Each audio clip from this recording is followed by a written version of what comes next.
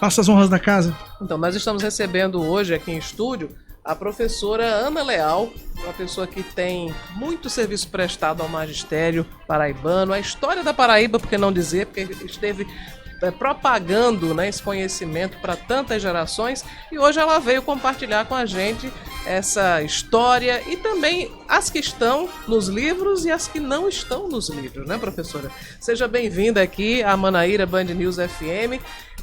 Estamos na véspera do 5 de agosto. Eu já começo lhe perguntando isso. 5 de agosto realmente é a data de fundação de João Pessoa ou a data convencional? Aliás, a data da padroeira também, né? Criatória, né? Uma data criatória, porque é uma data que foi montada, né? Ele pegou-se os fatos, a questão da chegada, a questão da presença indígena, a presença dos portugueses, e foi se fazendo essa história. Na realidade, há muita controvérsia e a gente não tinha como comprovar naquela época. Os índios eram analfabetos, né? Não tinham formação nenhuma, não tinha nem como conversar com a gente, porque eles tinham uma linguagem muito retorcida e era indígena, e a gente não tinha ninguém que fizesse esse filtro para a gente. Na realidade, quando os portugueses chegam, aí é uma mudança, porque aí tem a história do bem-querer, né? Quem tem cuidado, quem se cuida, que se prepara. Nós fomos colonizados de forma abrupta, porque eu acho que da forma como foi feito, se anulou tribos tabajaras, tribos tupi-guarani, a língua, que é a coisa maior que o índio tinha, que eles lutam tanto ainda hoje lá na Amazonas para mantê-la, porque é lá que está o segredão, lá é que está a história. Eu vi uma novela exatamente mostrando isso, esse lance do segredinho. Tem que ter segredinho. Quando o Raoni foi para lá, todo mundo reclamava, mas ele foi um radinho portátil, né? Filtrando tudo. Quer dizer, eu acho que o lance da Paraíba, há muita controvérsia, a gente não entra no mérito, porque algum prefeito já pediu para eu dar uma paradinha e não entrar muito. Professora, não tem dinheiro não, mulher, não começa a inventar história não.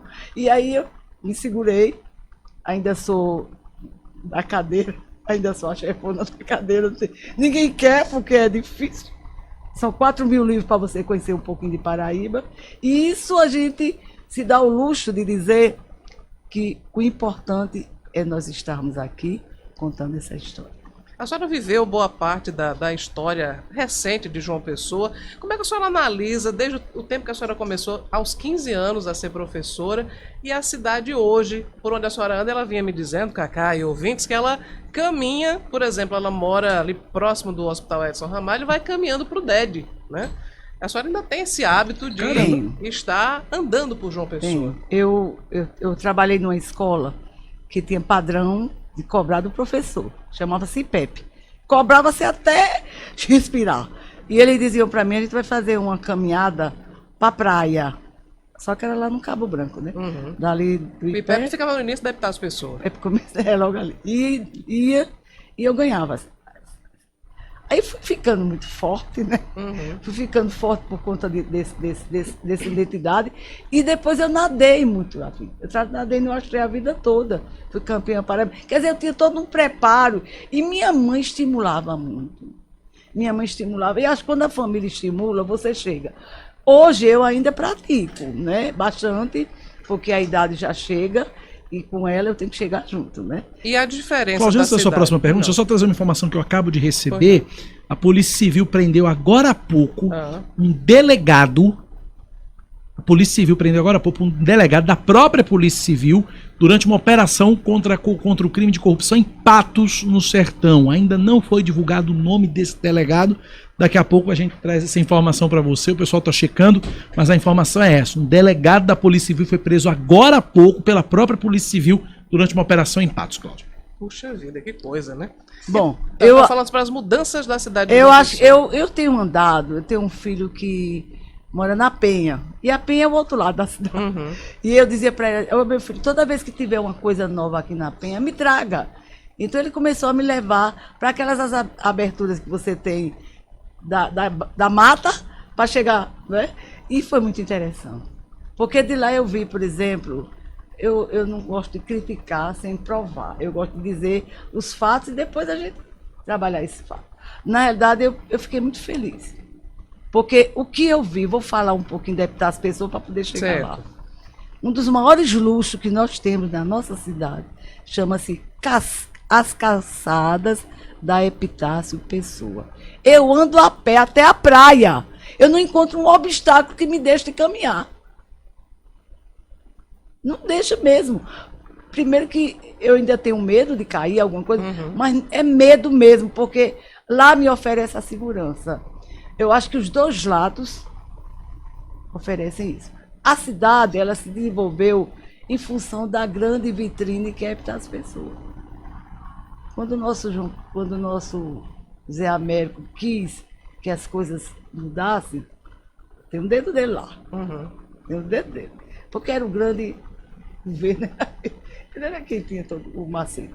E quando a Epitácio foi aberta, ela foi aberta para chegar à praia, mas principalmente abrir outros lados, haver uma expansão lateral, haver bairros que se formariam ali. Para o povoamento da cidade. A Torre. A Torre é o mais fantástico bairro que a gente tem em João Pessoa. Lá tem tudo. Você dá uma andada assim, eu vou, como é perto da minha casa, eu ando a pé para ali, eu vou tudo a pé. Feira a pé, porque isso me faz voltar no que eu aprendi. Essa lembrança é muito forte, amiga. É muito forte.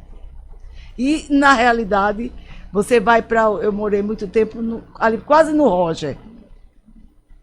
Eu fui criada quase nas paredes da bica. E amei a vida toda respirar puro. E amei também descer a ladeira e ver os meninos, aqueles meninos que praticam delitos, lá na cadeia do Roger, fazer fazer pente de osso. Por exemplo, eles pegavam um animal grande, uma vaca, qualquer coisa, matavam, e eles trabalhavam. Eu ainda tenho até esses pentes eram uma coisa fantástica. Era a forma que eles encontravam para pagar os débitos com a sociedade. E isso, eu fui criada vendo esse mundo. Como a pessoa não conhecia uma cidade que houve um desenvolvimento, e esse desenvolvimento foi começar sendo bloqueado. Mas foi pela tecnologia, pelo valor maior que o dinheiro teve. Eu me lembro que eu tinha um réis. Eu trabalhei, meu pai dava dinheiro a gente para comprar bombons. Um bombom, e se você trouxesse 2, ele pedia para você prestar conta. Como é que com aquele dinheiro você comprou 2. Então há uma necessidade da gente trabalhar cada dia mais a essência do seu coração. Eu acho que eu respiro Paraíba o dia todo, a noite toda, a madrugada toda. Eu acordo sonhando, chamando Zé Américo, Pedro Mundim. E ainda tem dias que meus filhos, mãe, a senhora gritou, quem é o homem? O homem é Pedro, tá com medo? Não, estou com Pedro. Quer dizer, isso era da campanha de Pedro Gundim. Que era a campanha de Pedro Gundim, que eu via da minha casa, da praça. Então era uma das coisas mais lindas do mundo. E assim, o respeito, né? O respeito que se tem. A gente hoje não tem mais político para a gente falar assim. Gonzaga disse que agora é ator, porque fez o filme, né? Gonzaga Rodrigues. Eu agora sou ator. Vou ganhar dinheiro agora da Globo. Você vai ganhar dinheiro da Globo aonde, nego? Então, assim, é uma história. Também a gente, como a gente quer líder, a gente quer ídolos que a gente não tem mais. Professora, vamos falar também sobre esses pontos. A gente tratou aqui no início sobre algumas lendas urbanas. Por exemplo, quais são os pontos de João Pessoa? Hoje não se fala tanto sobre isso, mas há alguns anos se falava sobre pontos mal assombrados. Ali em Tambiá tem? Muito. É muito. Porque eu fui vítima de muitas carreiras que eu dei da Mulher de Branco. A Mulher de Branco lhe deu uma carreira? Ela dava carreira na gente. Na ladeira, mulher. A gente chegava na lagoa com a língua aqui, ó. Quase morrendo. E outra coisa. A ladeira é Desembargador Souto Maior. É, sempre essa. Que era o que? São José. Chamava? Ladeira de São José. São José. E depois dessa ladeira, lá embaixo chegava. Depois veio a Bambu. Quem estudava no liceu era outro problema. Como passar no bambuzal para chegar no liceu? Sim, mas ali na praça, que hoje é a Praça Coronel ali foi Antônio cemitério, Pessoa, né? Era um cemitério. É Antônio Pessoa, o nome da praça, Antônio Pessoa. Ali foi cemitério, porque se você for lá em Lucena, você vai ver que a igreja da Guia tem lá em cima um cemitério na frente. Era padrão, gente, da época. O Tambiá é um bairro antigo. Tambiá é um bairro então, na época era padrão que os cemitérios ficassem ao redor das igrejas. Até mesmo às vezes na própria área. Quando começou a se fazer a reforma, que a gente já morava lá, a gente encontrou uns tanques embaixo do chão. Esse tanque ainda existe lá na praça. Ele é embaixo do chão. Não é como se fosse um poço. Então, na realidade, nós tínhamos ali muita gente ligada à educação, aquele pedaço ali de Tambiá, e tinha também a família, como eu já falei, de Zelim do Rei, e ali a família Arco Verde. O Arco Verde, durante muito tempo, foi uma família poderosíssima que ficava em Tambiá, quase chegando já pro lado do shopping. Uhum. E, na realidade, lá, tinha um médico que a gente quase não conhecia, que existia esse médico de nervo. E ele pegou uma casa que ele tinha belíssima, essa casa ainda existe, e criou uma clínica para tratar pessoas com defasagem motora, defasagem de entendimento, seria hoje traumas, né? Uhum. E, na realidade, quando ele construiu essa igreja, ele esqueceu de tirar a parte de baixo. E os doidinhos que iam para lá, desculpa a expressão, eles tinham medo do que viam lá embaixo. Lá embaixo, eles viam almas. Eles tinham medo que de noite aquelas almas vinham catucar o pé dele, puxar o cabelo do bigode dele. Isso, eu estou falando de Tambiá, uhum, que é exatamente a grande deixa de tudo isso. Levando-se em conta do cemitério. Você tem que fazer um paralelo disso, que ali era gritante. As pessoas comentam que o pronto-socorro, que você até falou que hoje é um ambiente... Hoje médico. É o Hospital Pronto-Vida, né? Antigamente era o pronto-socorro, que era um hospital especializado em doenças cardíacas. E na frente tem um colégio, a escola pública, né? Que essa escola tinha menino que não subia aqueles batentes, porque diz que alguém puxava o pé dele, entendeu? Isso é história... Posso dizer verídica, porque uma vez uma velha que ficava lá por perto, uma senhora que ficava lá por perto, escondia as vassouras, porque os meninos levavam para casa para na hora que a alma fosse puxar o pé dele, ele passava a vassoura e derrubava a alma. E para você ver, isso é uma coisa tão... da gente até achar graça, mas numa época que a inocência existia. Além de Tambiá, que outro ponto de João Pessoa a gente poderia citar como, enfim, famoso por esse tipo de... Eu vou por detrás do Roger. Estadual do Roger, que ficava na lateral do São Francisco. O bairro do Convento de São Francisco. Do Convento de São Francisco. Aquela partezinha já no final mesmo. E ele lá tinha uma história muito pesada, que tinha os padres, as moças que moravam lá, era lavadeira de roupa. Elas lavavam, passavam, ganhavam aquele... Eles nunca pagavam essas moças. Levavam elas lá na fonte e, às vezes, estrupavam. Isso deu muito pau para mim, quase que eu tive que provar e eu não provei muito. Mas, na realidade, isso existiu. E isso era uma coisa tão gritante que esses padres, eles iam para outra igreja, para Olinda, para qualquer outro canto. Tiravam do espaço físico, porque eles contavam umas histórias bem mirabolantes, daquela, não sei se você já foi lá e viu, uma sombra que uma árvore forma um relógio. Já viu? Não. No São Francisco. Tem uma árvore que forma um relógio, que é na lateral do Pio XII. Forma um relógio. E isso, eles queriam comprovar que era mentira o que as moças diziam, porque elas não podiam ver isso de noite. Essa sombra só via de dia. Uhum. Então tem essas histórias que são tão fortes, como também na própria igreja, na capelinha do Santo Antônio, que é aquela da história do calabouço, que ia sair lá no mangue. Né? Diziam que existia um túnel, né? Tem essa lenda urbana, que haveria um túnel levando para Cabedelo. Isso existe? Só que não tem como, mulher. Ali é mangue. Quem já viu entrar ninguém em mangue, fazer cimento em mangue? Fazia. Então, essas histórias são muito fortes e se prendia a sua inocência. Porque quem visitava era ou turista, ou aluno, ou criança, que eram os alunos do Pio XII. Então isso era muito forte. E também tem outra história mais cruel, assim, que eu falo cruel. Eu vou falar em francês, viu? Essa palavra que eu vou falar é pescoço, tá? Ladeira do pescoço, em francês, tá? Ok. Então essa ladeira, ela era na altura maçonaria. Estão chegando lá? É na Na General Rua da Osório. Catedral. Tá. Essa A ladeira, maçonaria fica na General Osório e tem uma ladeira que leva a parte da Cidade Baixa. ela é íngreme que não Muito. tem que ter, então tinha que descer se arrastando. Certo. Aí quando foi um dia, fizeram uma aposta, estudante do Colégio das Neves, tudo quase freira, né? Eu não era bem religioso. E essas moças chegaram tudo, o pendãozinho decepado. Porque elas desceram 5!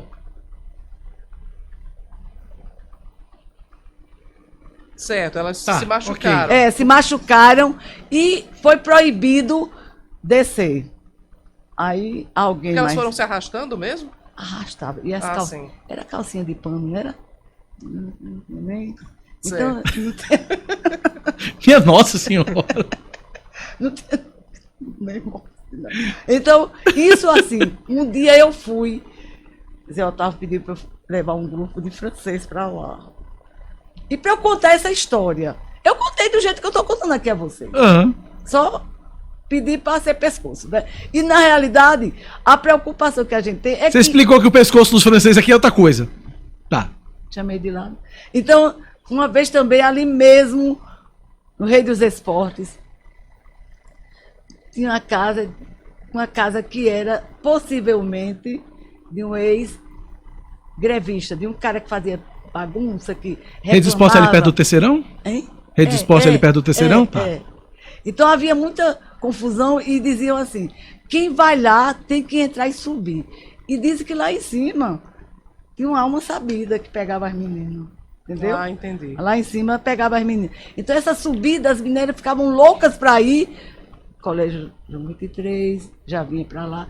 Era reca de menino mesmo, para fazer essa visita.